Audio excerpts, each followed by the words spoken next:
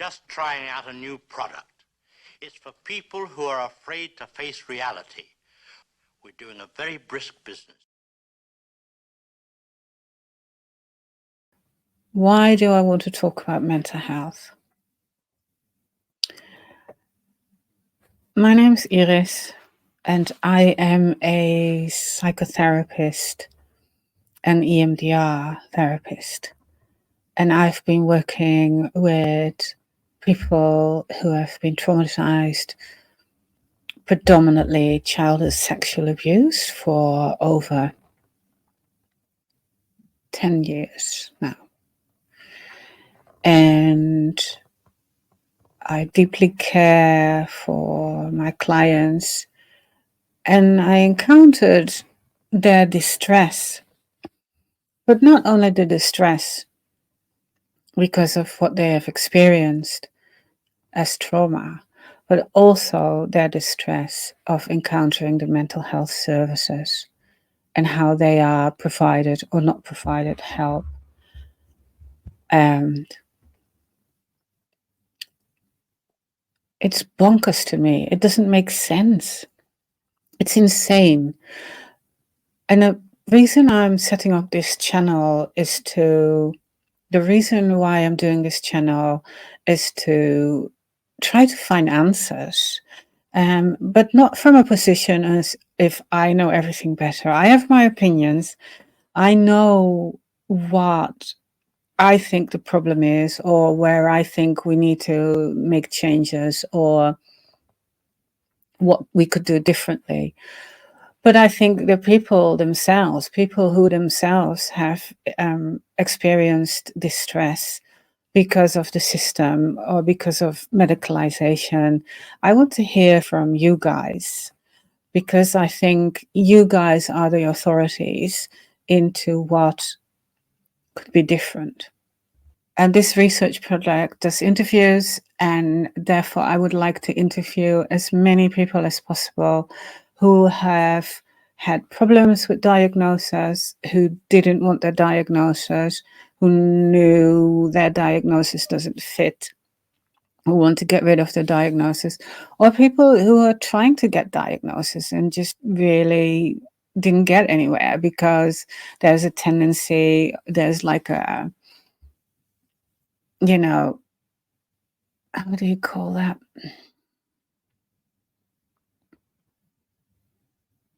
There's popularity in diagnosis in the mental health service. And, at one point is the diagnosis of borderline personality disorder is all of a sudden very popular, and it goes around and being given to people on many, many occasions. This is a particular one that I find difficult because I've met many people, like I said, who have been very traumatized as children, and they've been given the diagnosis of borderline personality disorder.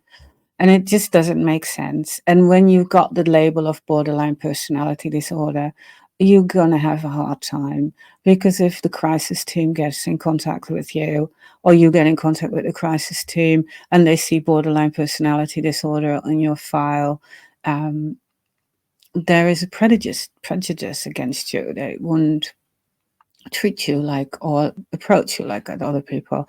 And I think the moment people are a bit dysregulated in their emotions, they are being called borderline personality disorder. I had many clients that I counseled, and I would sit down with people and ask, so what's your story? And people would cry, like nobody ever asked me that. And they've been within the psychiatric service for quite a while, and nobody asked them, what's your story? And it just feels wrong to me. And I want to know what people think about that. I want to know what people think who have been experiencing distress think about that. It just feels wrong. Having problems with mental distress, there's a cause. There's a cause for it. And I don't believe that the cause is medical or biological. I don't believe that we can find the cause of schizophrenia or psychosis in in our brain. I don't think that the cause. I think most of the time, not all of the time, but most of the time, people who are experiencing mental distress are experience something in their lives that was really, really hard, and they try to make meaning out of it. And sometimes trying to make meaning out of it, the mind is just brilliant how it can find ways of, finding ways around it. And it might be shown in a scan, in a brain scan. Of course, it will be shown if the brain is focusing on more on one part than another, but it's not the cause. And that's another thing that I found really, really difficult, is how many people with slightly mental distress, like depression or anxiety, are being treated with medication. And then when people want to get off the medication after many years, they're going through hell. They're going through hell because and it's been seen, oh, you are falling back to no, no, no. The depression was severe enough to go on medication. But if you then want to got off the medication after many years, you are really, really having a hard time. Lots of people really, really having a hard time. It might be for some people it's easy. And so people are stuck on the medication. And we are treating children. We are treating children with medication.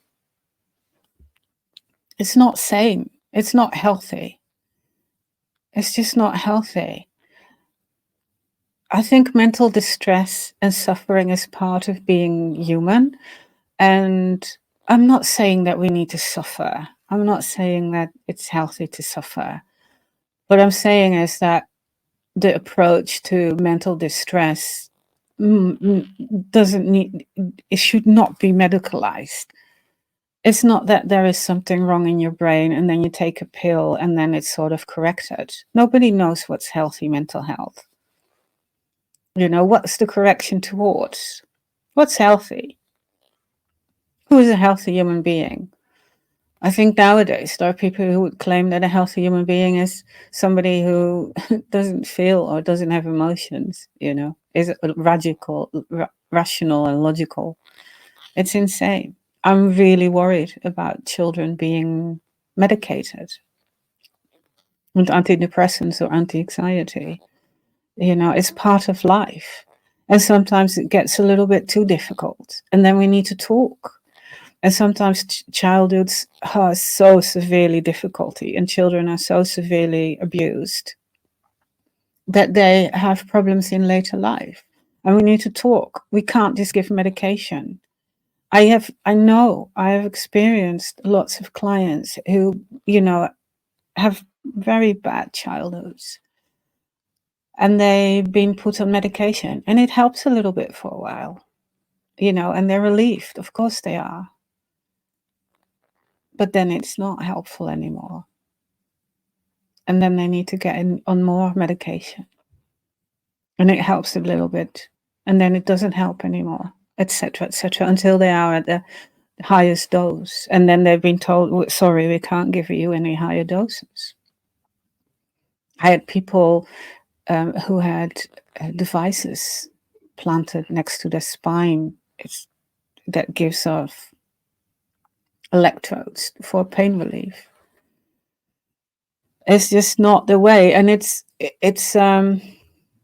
and we are made to believe that if there's something wrong, we find the cause, we root it out, and then it's over, and like this is a linear process.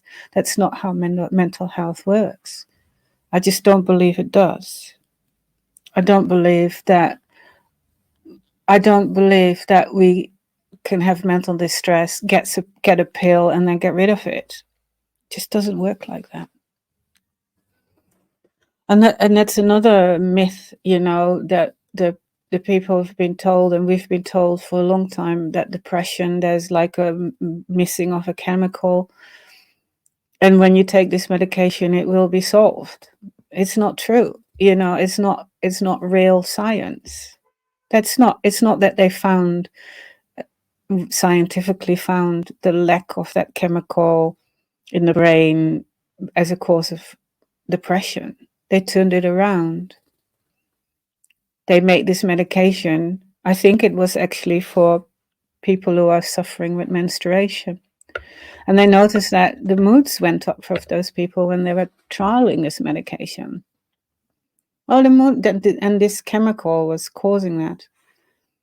So therefore, depression must be a lack of this chemical because the moods are going up. It's not true. It's not real proper science. And they are still advertising that. And it's like the emperor's clothing. Everybody believes in this system of cause and effect in mental distress. You know, cause and effect is like there's something wrong biologically that can be fixed with a pill and then you're better. It's not true. But we all believe it. And of course, we want to believe it. You know, it would make life so much easier if we're really depressed or have experienced severe trauma so far that we are actually entering dissociation or psychosis. Yeah, of course, we want to believe that a pill could make us happy, but it doesn't.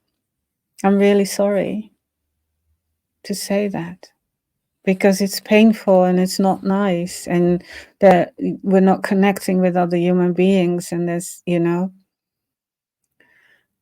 so it's not working.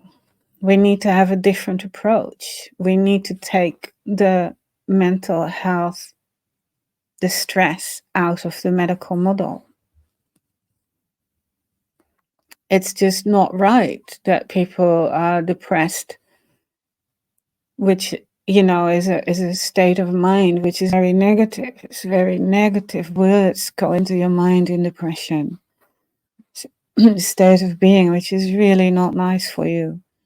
And then you go to a doctor and you get antidepressants and it sort of helps, but not really, because the root cause, the root of those negative thoughts are not dealt with. And that can be because of any kind of experience in the past, even birth. Or then we go talk about CBT. I'm sure it helps on certain matters, but especially with trauma. Trauma is a physical response. It's a nervous system response when the brain is, you know, moving away from our thinking. There's something happening in our nervous system and a part of the brain, an older part of the brain that's response, which gives us adrenaline and sweaty hands and a heartbeat. And then we ask people to counteract that with willpower, with the mind, and it doesn't work. And people get really frustrated because the biggest battle is not so much the acceptance of what's happening. The biggest battle is that people are having these physical responses upon trauma triggers, and then with their mind, they try to stop it, and it's not working. You know, you can't say, I don't want to have a panic attack. It doesn't work. It's like, you know, don't think of a pink elephant. The first thing you do is think of a pink elephant. So it's not that you can't treat that with willpower or the mind, because I think the mind, in my opinion, the mind, how brilliant as it is also the cause of lots of mental distress, because we try to find solutions. That's the purpose of the mind. The purpose of the mind is to find solutions if something goes wrong, if something doesn't feel right. And it can go really, really tight and far in trying to sort out or make meaning about what happened to us. If we are children living in hell of abuse, we try to make meaning out of that. Why? Most of the time, children will think there's something wrong with them, because the only purpose of their existence is to make contact. They want to be loved, and they do everything to love their parents, even if they are cruel. So they will think it's them.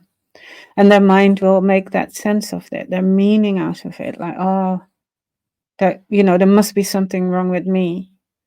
So there we are. There we go on this journey of meaning making, of a mind that is convinced there's something wrong with them. So there's something wrong with me. Because otherwise I would have been loved by my parents. I think that's a very instinctive wish and movement. And if that doesn't happen, the mind kicks in. Why not? How can we solve this? How do I make sense out of this? And it can go really far. It can so far that people go into split personalities that are not aware of each other in the mind. It can go so far that people can try to control their mind so much, it becomes so tight that they slip into psychosis. I do wish if that a pill would just solve this, if that existed, but it doesn't.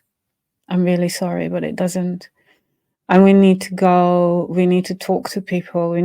People in mental distress need to be loved. We need to love each other. We need to give space and safety to find out who you are and that you're actually okay within yourself.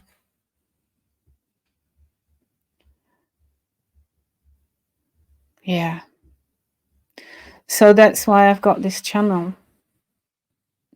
I want to have this as a research project. I want to listen to people.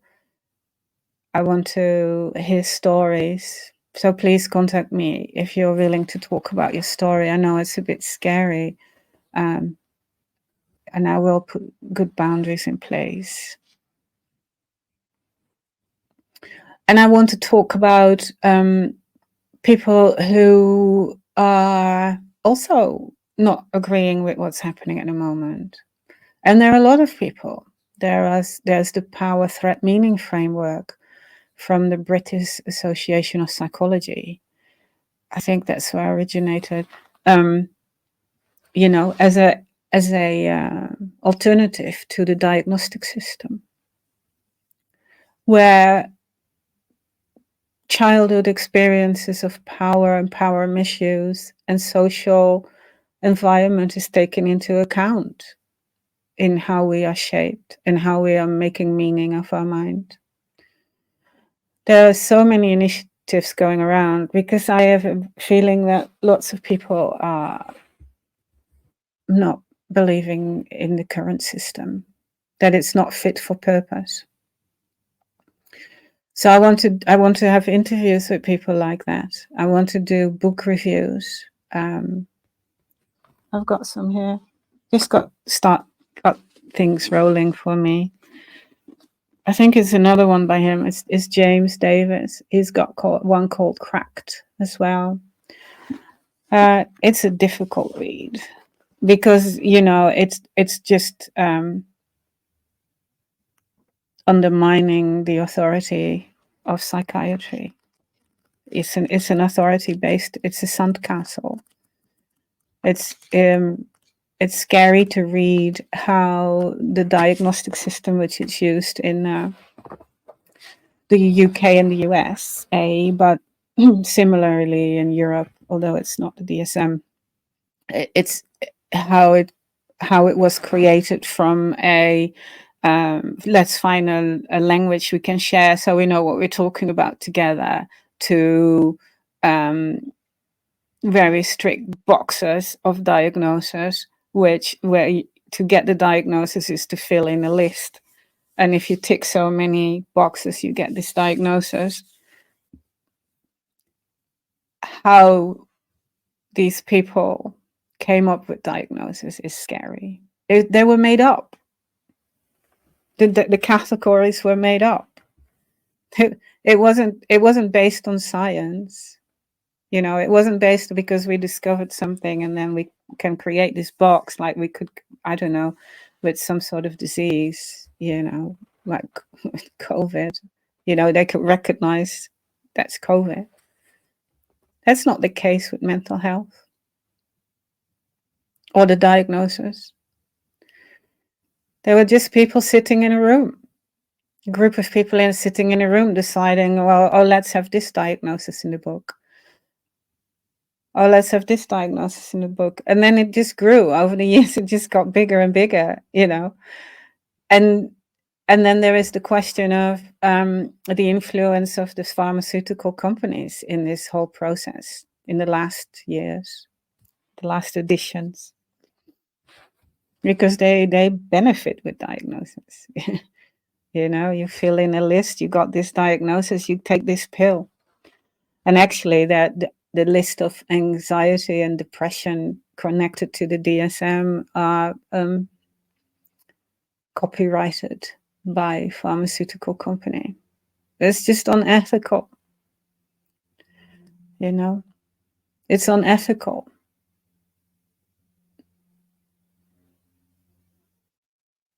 It's based on money. We are going the wrong way if mental health or any health is based on the fundament of making money. It's wrong. So research, let's say there are 3 arms in a research. The interviews of people's experience, because that's the authority. People who have the experience have the authority, not pharmaceutical companies. The interviews with people, or book reviews of people who came up with alternatives or have solid critique with references of what's wrong with the current system. And there's a third one. What's the third one? Yes, I just want to learn. I just want to learn more. I would like to use this channel as a community platform where everybody can learn, including me. I want to learn more than what's been offered in this standard universities at the moment, because everything tries to fit in within the system. So maybe I need to explain my education. I have been a social worker, trained as a social worker in the Netherlands when I was young. And I just couldn't. And went traveling a lot, ended up in the UK. And then when I was about 40, I started studying psychotherapy. I did my bachelor's, integrative, humanistic. So the basic of that approach is very much the healing within relationship and human relationships. So not the medical model. And then I did my EMDR diploma, eye movement desensitization reprocessing. That's very beneficial for trauma, although not as black and white as been made out. And then I did my master's, but I couldn't pay for the last year, so I got my postgraduate diploma, again in integrative psychotherapy.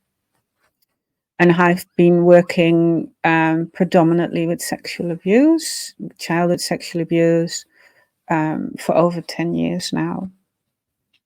And I work with the charity where we work with people who've been severely traumatized.